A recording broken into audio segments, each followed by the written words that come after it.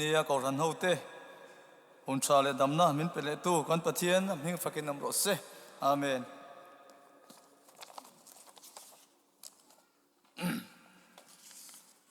voini an Sunday school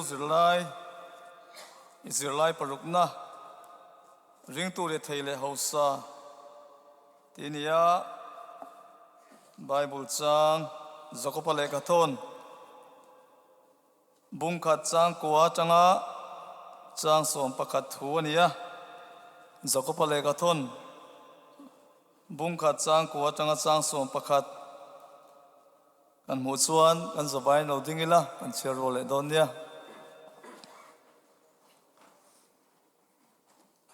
lo cherang u nau dai kilkara mi chu choi moya a om awangin lom ro se hausa ero chu ti tloma a om awangin lom ro se lo bet par angin alaral maidon sia ni alo chua chilum tak alo tle in lo bet ati buaya tin apar chu arema a om dan moizia chu aboral thin chutiang bokin miao sa chu akal na a chuan alo voi don sia thiang lim kan silal pan kan satan mal min som sak ro se amen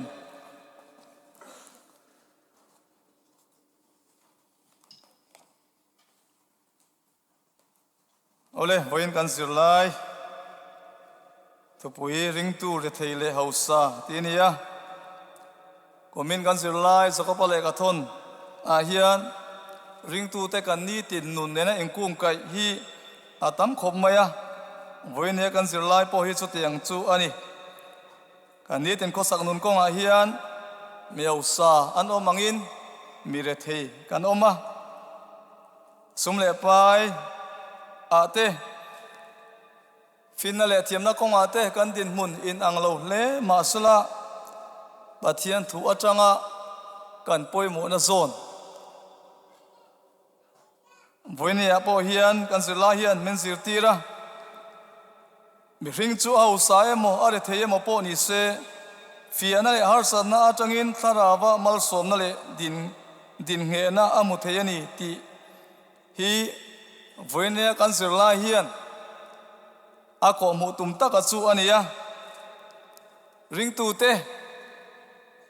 kan re thei emo kan au sa emo lalpa ta kan ni na kan riat cheni poimo le mai ni ti hi voine hian kan riat thar apoimo kop mai sam za chang tu ma khan min siam tu chu ma chu ni ama ta kan ni tin kan muwa tu fing te bung som ni le pani chang ni ya khan miao sa le mi le thei anom za an vai siam tu chu lalpa ani ti kan muwa chang kwana khan unal dal kilkara mi chu chome oma wangin lom ro se ti kan muwa are thei awang ni mota lom tur ti khamin zirtir voine hen ani lova eng wange de choi mi re thei poka lalpan min ngai sagani chu mi re thei te ta na chon lalpa adingani ti hi voine kan thu hian min zirtir poimo tak su nia re thei an tia khan ni tin le bar kan re thei ani thei lela ma chuan pathian thu awanga re thei na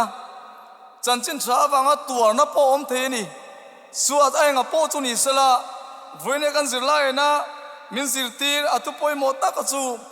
eng tiang din mun po ni la lalpa ngai sakan ya lalpa ta kan ni ti hi voine hian kan thria poimo chu wang chu ni unau dai kilkara mi chu choi moya oma wangin lom ro se tuin nge choi moi mir thei hi khovel mi ten an choi moi ran lo ani amar chu lalpa ti mi mir thei lalpa tel lawa lalpa lo choi mir thei ni in ria te lalpan a choi moi thina a choi sang thina ni ti hi voine kan zirla hian a soi tum taka chu ni peter le ka ton kan muwa chanchin cha wang kan tur chon zak tur kan ni lo ti kan muwa chanchin cha wang ni lo wa kan tur ro chon thil za tlak ta kan ya eng tiang din mun po ni la kan ra the mo dai kil kara mi riat tham lo ni ang sa mai la lal pana min ngai sak chon kan ta na to ka ni ti hi ring tu te kan ni lo na le kan lim na le kan tamon na tur tak su ani ya kan zirla ina ta kan en suan he ko vela kan lo piang hi kan va van doi pik ve kan va thei bik ve ti hi kan ril ro om pot suan chu jan kan nu ni min del rit em a voi ni yang kan tin mun tur su kan soi thiam lawang din mun rang rang ani thei ani chu te kan ngai tu na lo lu chuan satanan min nei lo ni reng maya lalpa ro punya til ti te ne chu kan chang palo tu wange ti chuan kai mani wang ani lo chu satana mel ma pa chuan mani in khong ai na mangin kan nun min suai bo china lalpa til ti thei zera lalpa ro pui zia te be se palawin kan nun ni min op bet china ni ti hi chu wangin ale lama chuan chan chin cha wanga khovel thila ke kan lo pen lo tuk chuan lalpa kan lo lat chin sam za le som pakwa chang som ruk le pasria khan ti re oma ko ma khan ka wak bo china tu na ero chuan I thu ka som ta re thei na hi kong le lama chuan thil du om lo tak ang ni ma sula kan re thei na chang hian lalpa kan be se china Israel fa te lalpan ai kup tar ma tanga roi chu khan a chiang hle ni kha ka than thu me nen voin ni ke ni ring tu ta na po khat Israel mi te chan chin tang khan zir tur kan nei fo china lalpan roi chu ga amaro su lalpa kan lo pasan le chin lalpan chu tiang anom chuanin atire thei le china ke ni po pathian khoi na wanga chan dam kan nia lalpa ma som tam tak dong tu kan nia amai ro chu tianga kan nun chu kan en thar fo lo chuan lalpa kan lo lal le thina ni chu wang chuan dai kil karami chuan choi moi oma wangin lom ro se ti hi lalpa te lo chan mi le thei angin kan lo in ngai mai thei lalpa awang chuan re thei na muna po hosa kan ni ti hi voi ne tha thar leng omia kan din mun chun ang lo viau theyang amaro chu kan rin lalpa ang veka lalpan min ngai sakani lalpa ta kan ni ami te kan nia lalpa mangai te kan ni ti hi voi ne a hian I tha thar leng omia chang som na khan kan en chuan hosa ro chu ti to ma oma wangin lom ro se lo bet pa angin alaral mai don sia atia rethe na tang chon lalpa au rualin sumle pa ya te kan lo hosa kan lo in to del viau chuan kan ka in lalpa ma som na ti fo chin mai la kan ri ro chu a cha po pal chin ani kan thil nei te kan lir the nei ate kan building ate kan in se na te po ni mai the ni amaro chu tiang tang sa ta kan kalma chung tiang laka ta lal para min nu niam chuan lom tur kan ni ti hi voine kan zirla na asoi tum taka chu ni ani nin ni mei ro se he nu he pa hi ti lova lal pan chu tiang tang sa ga ngai tu na te om phal lova min nu niam ni kan ria chuan lom tur kan ni ti hi voine kan zirla hian asoi poi mo tak chu ni lalpa chan chin tha wanga nu niam thei to lo kan ni chuan kan din mun ni atha lo le don alo ni ya chang so pakat kan en le chuan thu ain person bak to lowa kan sia fura chuan nim adwa a ring mo em a phul ti chuan thingkung te po an chor na mani tha lo sika aron ro chana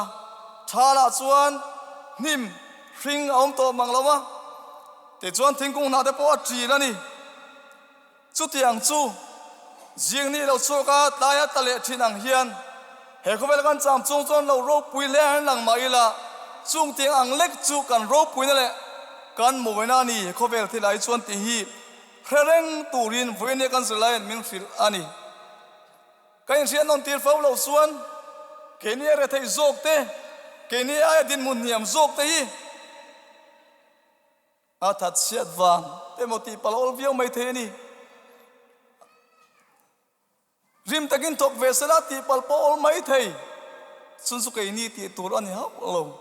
voi ne kan nei nun na te po hi lal pana min an ko sak lo chuan hlo bet anga voya kang ro le mai the ni ti hi voi ne kan zela yan chiang te ken min frila sung tianga pathian mal som na donga kan lo ro pui ne thei sung tiang zong po su lal pa awang ani heng te hi kan in le lo kan nei nun na ta zong po hi lal pana min von sak lo chuan mit kap ka ra ba abo ral theia abo ral lo ani poin keim ani hi kan nun hin adai lo thei ani hun chung ale kan nun na chung thu nei tu chu lal pa ani ya sum le pai ta tam tak nei mai la in le lo ro pui tak nei mai la he kan nun na hian chung de chu chen man lovin he ko vel kan khol zin nei so san mai thei din mun kan ni ti hi kan riat po a kan riat ta chuan chapo na tlang ta chu mi chan chin chu mi thua wang chuan o chu tiang zok tu lo ne mo ti a chung tiang te chu atam theyang bera pathian rong bol na tan pathian ram zau na tu na ta na pe chuak turin lalpan min kawani lalpan min an ko sak lo chuan ke mani nei tu te ngei po lalpan min an ko lo chuan rei lo te mit khap ka lova he ko vel kan khwa jin na chu asan thei kan ni ti ria hun kan nei jiang ze la thonem ngai taka lalpa rong bol na ko ke kan pen hi apoi mo tak meu ani china chas duty khanan puanga ini veng pui local pathian mal sum tam takan donga member te zara avekani voini ko hian ke ni veng pui local in hun rei takata quarter te kanan erai compound kanan leya compound chatak melal pan min peya quarter tharte kan sadona rorel tuin romana fel takan nei chozela chunga chuan lalpa o he quarter sangnan eng tiang ni lalpa na ko se heng zong zong lalpa min pe kan ni ria thanem ngai ta krisa taksa ko ran thiang lim ta na hian luang suak turin lalpan adu se ni min du ni ti ria ama awanga nung le che mai kan nia lalpa ma suna tam ta kan don mang hian kan lo chapo palang ti hi voini kan zirla hian min zir tirani ole ring tu re theile hosa ti kan tu puini ya ring tu su kan re themo kan lo sa emo kan re theya wanga kun mai tur kan ni lova kan lo sa wanga da ka hoi sang mai tur kan ni lo lalpa ina min suai lo suan re thei na po boral thei na ni kan re thei lu tu ka wanga in o lum palte mani nun nge po thalel to lo bai ko vela hian om to lo vela ti po thil om thei ani e re thei na mang pon satana min bai thei ni ho sak na mang pon satana min bai thei ni ti ria lalpa tharau thiang nim zir tin le kai ruina ma mo reng kan ni zia ria chuta chuan lalpa ta kan nia lalpan kan nun ko min suayang ti ria lalpa tharau thiang nim zir tin le ruina chu kan nun a hian taka kan man po chuan kan re thei awang kan mang ang lowang kan re thei awangin har sa takin hun kan mang lowang lalpan min ngai sak don ani lalpa min ngai sak tu kan neya lalpa ta kan nia keni miring te mai kan ta kan thil nei chu kan ngai sak thina kan ran vul kan vok nei ma kan vok vul ma kan ran vul ma an rir tram te kan law ani chuan